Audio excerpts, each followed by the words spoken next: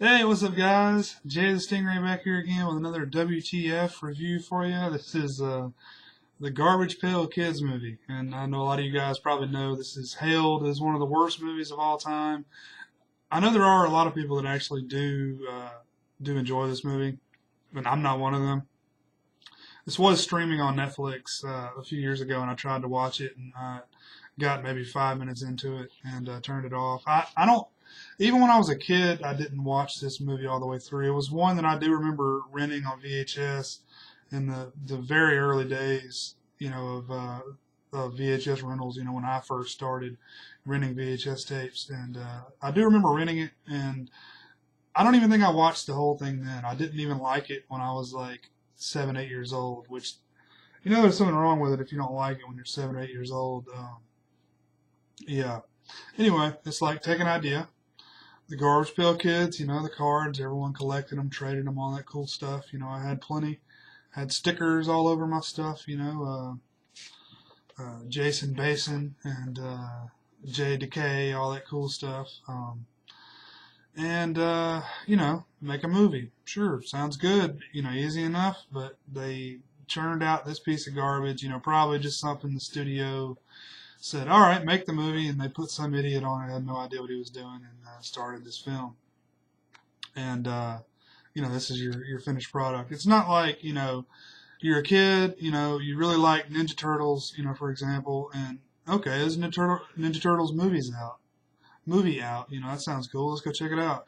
And it's fucking awesome. It takes, the cartoon that you're used to watching, the toys you're used to playing with, and it turns it into something so much cooler, live action is so much fun. This movie is not that at all.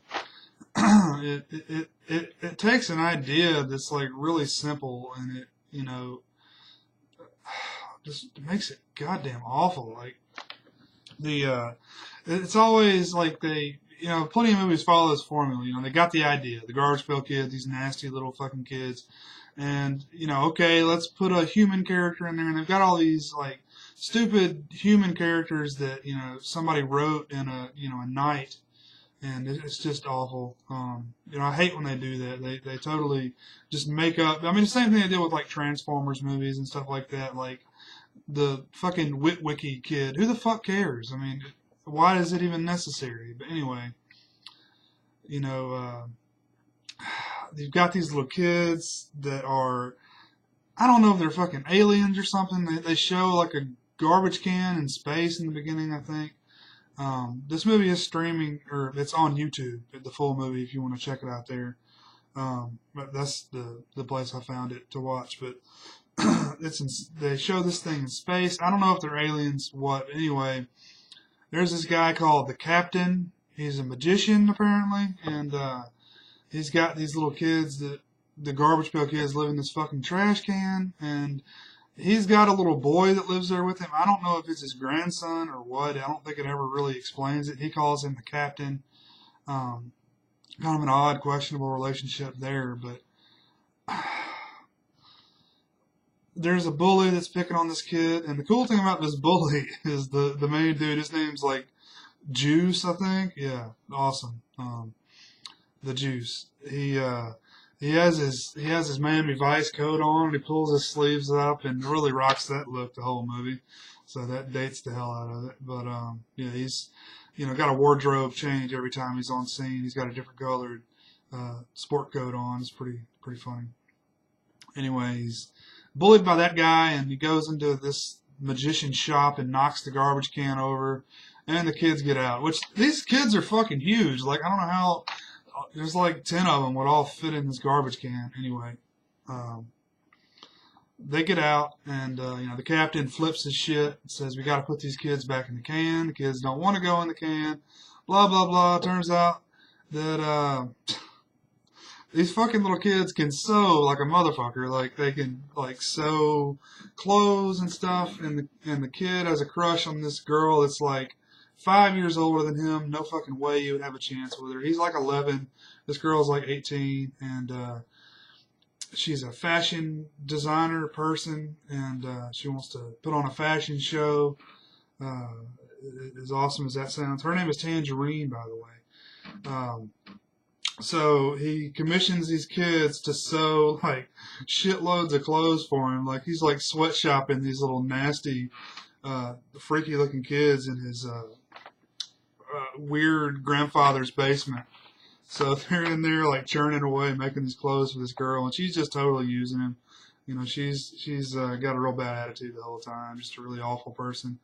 And it turns out they have the fashion show at the end, and you know the kid or the Tangerine screws him over, sells him out to Juice, and I don't know. They're gonna eventually kill the kids at the end, but they escape and save the boy and ruin the fashion show. And Tangerine's upset and blah blah blah, whatever.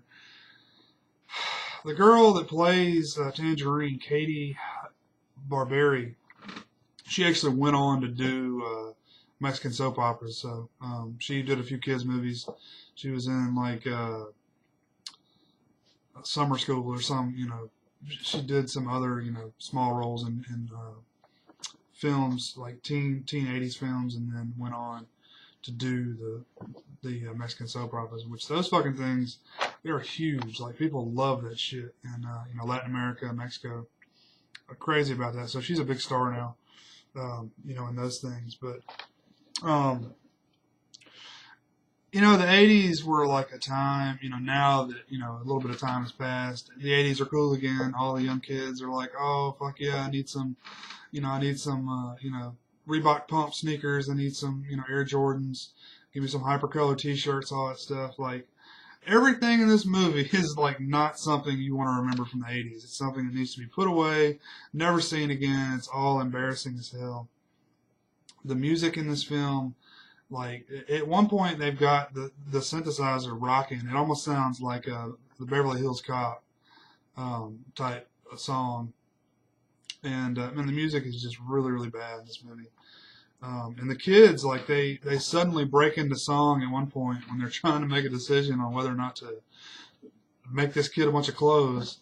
And, you know, they're all singing their, you know, their point of view. And it's doesn't fit at all. Like, it just turns into a musical, and I think that's the only time they sing in the entire movie. But you got 10 kids. Like, I don't think any of them were actually a card, you know, on the cards. You don't have any of the ones that were popular. You know, the Atom Bomb, you know, would be the one I would think of that needs to be in there. He's not in there at all.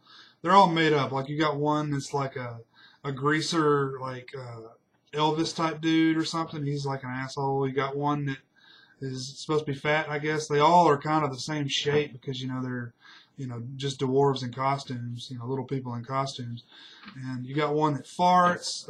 You got one that's like covered with pimples and has a really awful voice. You got one girl who's got a snot nose the whole time, and she talks like, you know, her sinuses are giving her a problem the whole time.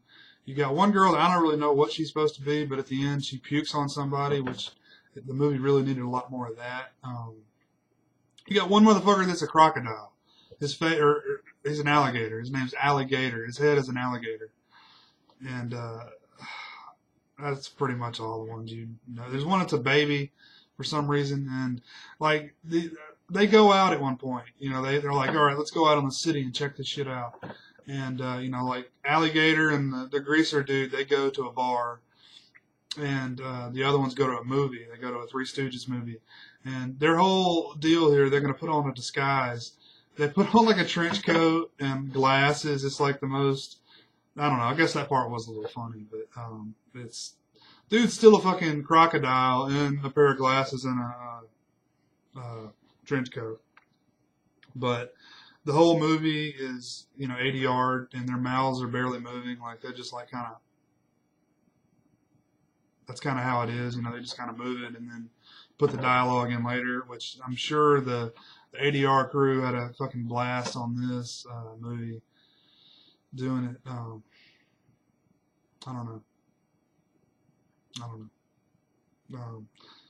This captain dude is trying to work on this song the whole time to apparently get he's like a magician, like a real magician who doesn't ever do anything, trying to get them to go back into the can, and you know, that's little comic relief at the end of the movie. It doesn't work, and the captain ends up falling in the can. Ha ha ha. Roll credits, and then play some dumb song called Garbage Pail Kids movie, or Garbage Pail Kids. Not really a whole lot of positive stuff I can say about this movie. Very, very hard to watch. It's a chore. If you haven't seen it, I would not recommend it. If you like this movie, please let me know why. Nostalgia is about the only thing I can think of why anyone would like this movie. It's just really awful from top to bottom. It's just a missed opportunity. There should have been a lot more gross stuff. Like the dude that farts constantly, and it's stupid.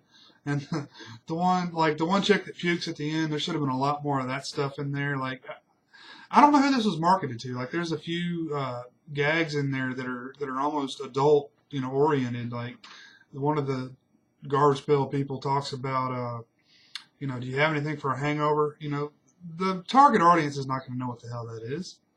I don't get it. Just a missed opportunity. It's just